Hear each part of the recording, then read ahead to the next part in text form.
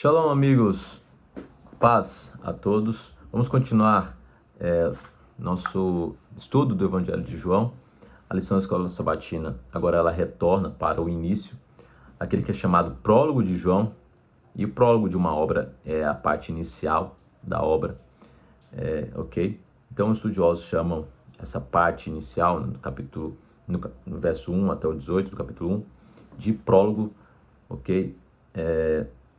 Eu vi alguém comentando, um pastor, que o prólogo de João está no livro de João. Claro, não estaria em outro lugar, evidentemente, né? Mas é interessante nós olharmos para o prólogo de João em comparação com a maneira com que cada evangelista inicia o seu evangelho. O prólogo de João ele é bem singular, bem diferente. Então, se a gente olha para Mateus, nós podemos, acho que, lembrar de cabeça, né? Mateus, ele começa com a genealogia, né? Então, ele começa ali dizendo o seguinte, genealogia, livro da genealogia, Biblos, né? Da genealogia de Jesus Cristo, né? Isso, Cristo, filho de Davi, né? Ruiu Davi, filho de Abraão, e ele vai falar, né? Que Abraão gerou Isaac, e essa lista, que é algo bem judaico, né? Estabelecer a genealogia e, claro, para mostrar aqui que Jesus, ele é o filho de Davi, é o Messias prometido, né? Ele começa com isso, né? Filho de Davi, né? Filho de Abraão. Ele quer destacar essas duas figuras aqui. Ele vai terminar, né? Dizendo assim, todas as gerações desde Abraão até Davi são 14, desde Davi até da Babilônia 14. E se você for atrás dessa informação mesmo, na verdade não é exatamente 14, mas aqui uma possibilidade, né? A palavra David, se você vai para o hebraico e cada letra tinha um aspecto numérico, de acordo com a posição dela, né? Então a somatória da palavra David ficaria justamente 14. Isso é interessante, né? Ok, mas isso é uma curiosidade. Já Marcos, ele começa com o batismo de Jesus. Creio que seja isso. Vamos aqui a Marcos. Marcos. Sim. O princípio do Evangelho de Jesus Cristo, Filho de Deus, como está descrito na profecia de Isaías, esse que enviou o mensageiro diante de você. Então começa aqui com a pregação de João Batista, né? Já com o batismo de Jesus. Pulou toda a parte da infância de Jesus, porque a ênfase de Marcos também é no Jesus que está fazendo, que está realizando milagres e a caminho da cruz. Então, a parte inicial do nascimento, quem registra é Lucas. Lucas vai registrar o nascimento de Jesus. Então, o início que ele vai apresentar, né? Por que ele escreveu o Evangelho e tal, falando do que ele fez, né? Muitos já empreenderam uma narração coordenada dos fatos que entre nós se realizaram conforme nos transmitiram os que desde o princípio foram deles testemunhos oculares, né? Até porque Lucas não é testemunho ocular. Marcos também não, mas Marcos, possivelmente, segundo a tradição, ele pegou informações de Pedro, foi discípulo de Pedro. Igualmente, a mim pareceu bem, depois de cuidadosa investigação de tudo desde a sua origem, dar-lhe por escrito o excelentíssimo Teófilo, uma exposição em ordem para que você tenha plena certeza das verdades em que foi instruído. Então ele vai começar aqui, desde o nascimento de João Batista, que foi anunciado depois para o nascimento de Jesus. João não vai falar do nascimento de Jesus, até porque a ênfase dele é outra. Então, como começa o Evangelho segundo João? Começa com expressões, né, fantásticas, grandiosíssimas. O prólogo de João ele é extraordinário, certo? O professor Wilson Parossi, que foi meu professor na faculdade, e ele é especialista no prólogo de João. Creio que o doutorado dele foi aqui, do prólogo de João. Ou seja, dá para fazer vários doutorados aqui, usando o prólogo de João, tá? O texto começa assim: no princípio era o verbo, né? Vou usar a expressão palavra, que é a melhor tradução. No princípio era a palavra, e a palavra estava com Deus, e a palavra era Deus. Ele estava no princípio com Deus. Todas as coisas foram feitas por ele, né? Por intermédio dele, nas traduções. Sem ele, nada que foi feito se fez. A vida estava nele, e a vida era a luz dos homens. A luz resplandece nas trevas, e as trevas não prevaleceram contra ela. Ok, então até aqui a gente percebe claramente uma referência a Gênesis 1. A questão da criação, aqui é uma referência à criação. A própria expressão, né, Enarre, no princípio, é uma expressão, é uma referência a Bereshit, né, no princípio. No princípio criou Deus, Bereshit bara Elohim, et ha-shamayim ve'et haaretz. No princípio criou Deus os céus e a terra. Aqui há essa referência clara. Okay? E não só por isso, mas para os elementos que aparecem aqui também, luz e trevas, né, que aparece lá em Gênesis, né, a questão da vida, né, lá em Gênesis também aparece, e outras referências aqui, em outros pontos aqui, né, que a gente pode também fazer uma referência, imaginar que é uma referência a Gênesis 1. E o texto vai continuar dizendo assim, depois eu volto a alguns outros detalhes lá, a questão do Logos. Houve um homem enviado por Deus, o nome dele era João, referência a João Batista. Este veio como testemunho para testificar a respeito da luz, para todos que viessem a crer por meio dele. Ele não era a luz, mas veio para dar testemunho da luz, a verdadeira luz que vinda ao mundo ilumina toda a humanidade. A palavra estava no mundo, o mundo foi feito por meio dele, mas o mundo não o conheceu. Então, apesar da palavra estar no mundo e o mundo ser feito por ele, o mundo não conhece a palavra. Veio para o que era seu e os seus não receberam. Mas a todos quanto o receberam, deu-lhes o poder de serem feitos filhos de Deus, a saber, aos que creem no seu nome. Então, uma ênfase aqui a crer, né? João dá essa ênfase. No final do evangelho ele vai dizer que escreveu para que as pessoas crescem, né, no nome de Cristo, né, Jesus como Filho de Deus, o Messias, e para que crendo tenham vida em seu nome. Uma nova referência à vida, né? Os quais não nasceram do sangue, nem da vontade da carne, nem da vontade do homem, mas de Deus. João também vai trabalhar no Evangelho essa questão, né, do nascimento, da adoção. E o verbo se fez carne, habitou entre nós, cheio de graça e de verdade. A palavra se fez carne, habitou entre nós. Então aqui fica claro, muito claro quem é o Logos. O Logos é aquele que se fez carne, aquele que encarnou e que habitou. A palavra literalmente aqui é o verbo skener, tabernaculou entre nós.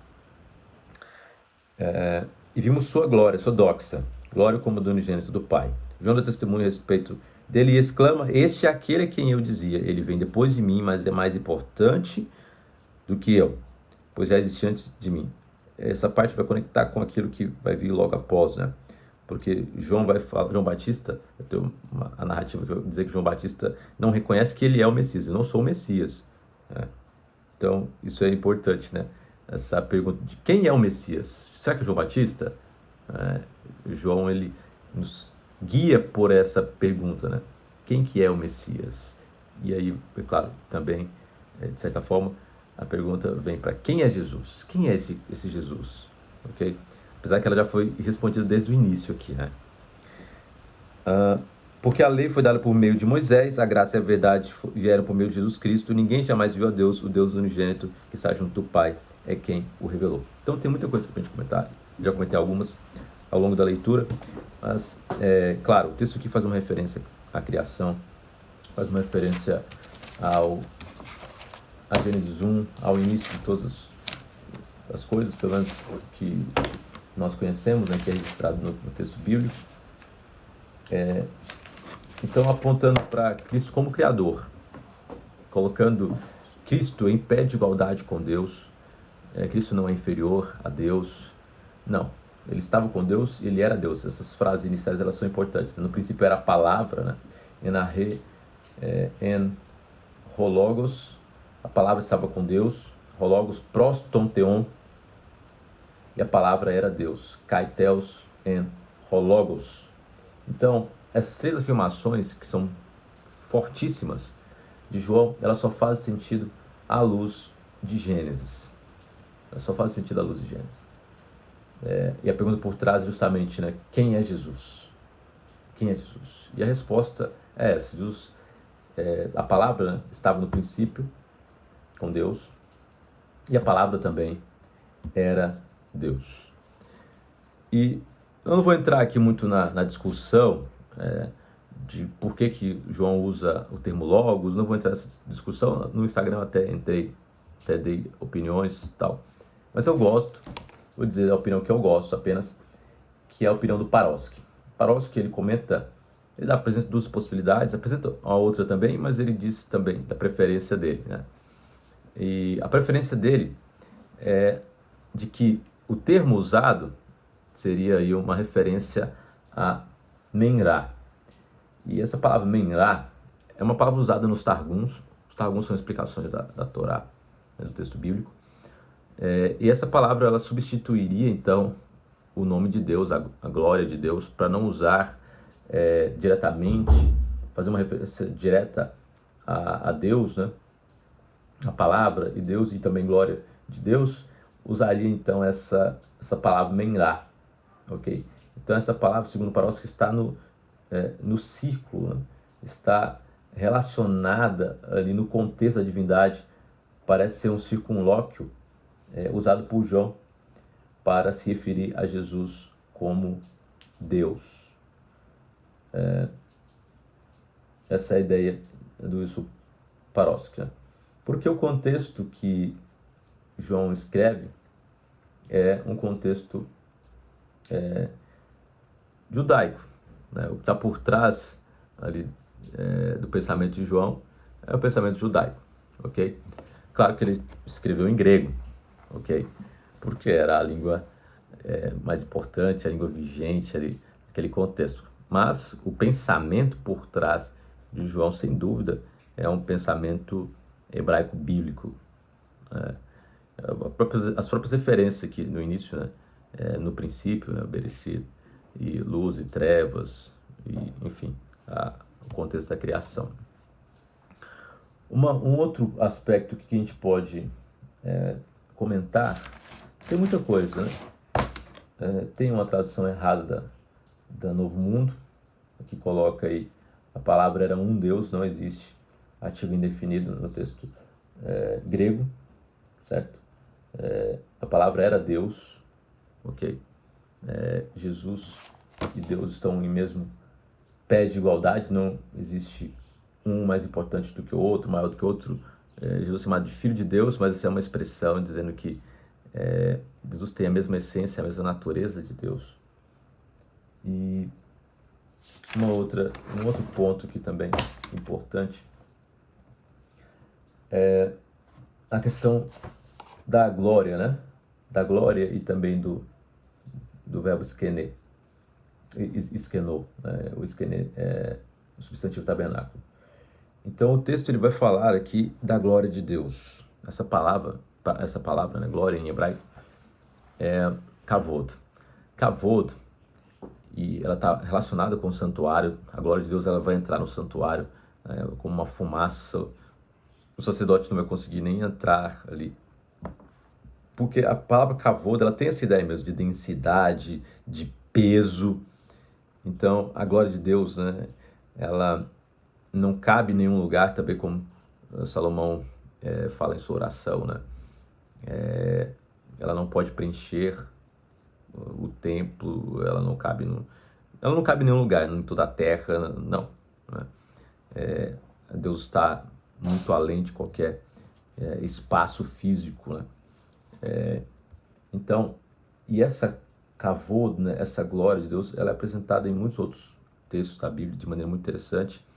E é claro, um texto muito importante é quando Moisés recebe as tábuas, okay? Onde ele pede para ver a Deus, né? E ele consegue ver pelo menos um pouquinho ali da glória de Deus. Ele consegue ver as costas ali de Deus, né? E a pergunta também por trás aqui é: quem viu a Deus? Quem viu a glória de Deus?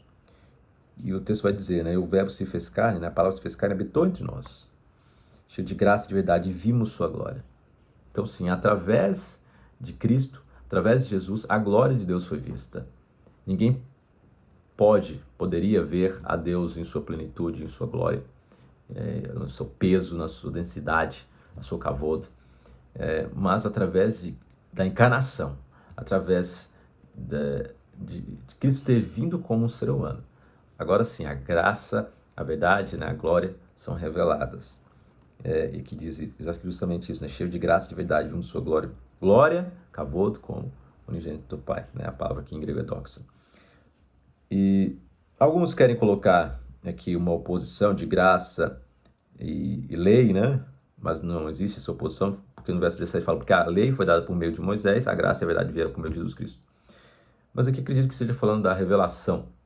Então, da mesma maneira que Moisés subiu ao monte, ao Sinai, e recebeu essa revelação, Jesus também é a revelação, porque o texto vai dizer assim: ninguém jamais viu a Deus, o Deus unigênito que está junto do Pai, quem o revelou. Moisés, ele queria ver a Deus, né? E ele viu só, né, relances, vamos dizer assim, né? Só fragmentos, né? Um pouquinho da glória de Deus. Mas, sim, através de Jesus, ninguém jamais viu a Deus, o Deus unigênito que está junto do Pai, é quem o revelou. Através do Deus unigênito é que podemos ver o Pai. Podemos ver um pouquinho também, agora um pouco maior, né, da glória, da kavod de Deus através do Filho, através de Cristo. Então, o Pai é revelado através do Filho. O Pai é revelado através do Filho. E é muito bonita essa ideia, né, do tabernacular, né? Quando fala, né, habitou entre nós, a ideia que é tabernaculou, a ideia do santuário, né? Então, a glória de Deus que era mostrada ali no santuário, né, através da Shekhinah, né, a tradição judaica apresenta a Shekhinah, essa palavra não está na Bíblia, mas agora, e não eram todos que acessavam, né, só o sumo sacerdote, e se ele estivesse em pecado, ele morreria ali mesmo. Mas agora essa Shekhinah, ela é personificada, né? Cristo agora ele é um ser humano, é o mistério da encarnação. Então não é uma oposição, mas apenas um comentário de João, uma referência que João faz a esse contexto, né, de que Moisés, essa figura tão importante, recebeu a revelação de Deus, viu a Deus, pelo menos de costas, e agora Cristo Jesus vem revelar a graça, a verdade, de maneira plena, de maneira extraordinária, mas não fazendo uma oposição, não que a lei ela deve ser abolida, não é isso não é essa a ideia do texto aqui. Se você olhar para a lógica do próprio texto, não está fazendo essa oposição. Ok. Tem muita coisa mais para comentar, mas acredito que é suficiente. Que esse Cristo faça sentido na sua vida, que reconheçamos Cristo como o nosso Senhor, né? O meu Senhor e meu Deus, como Tomé reconhece, né? Tomé, eu acredito que a lição vai tocar nesse ponto, né? E tem a ver com isso, né? Com crença e descrença, né? Com aceitar a Cristo, né? E o texto lá é muito bonito, né? Ele vai falar que bem-aventurado, né? Felizes são aqueles que não viram, não ouviram. Jesus vai falar isso, né? E creram mesmo assim. Então, que nós estamos tão distantes daquilo que aconteceu, né? Que pela fé possamos crer que Jesus Cristo é o Messias, o Filho de Deus, o próprio Deus encarnado, que veio nos trazer graça, verdade, revelar o Pai, a glória do Pai, que habitou, né? Tabernaculou entre nós, o próprio santuário, que a própria presença de Deus se fazendo entre os homens.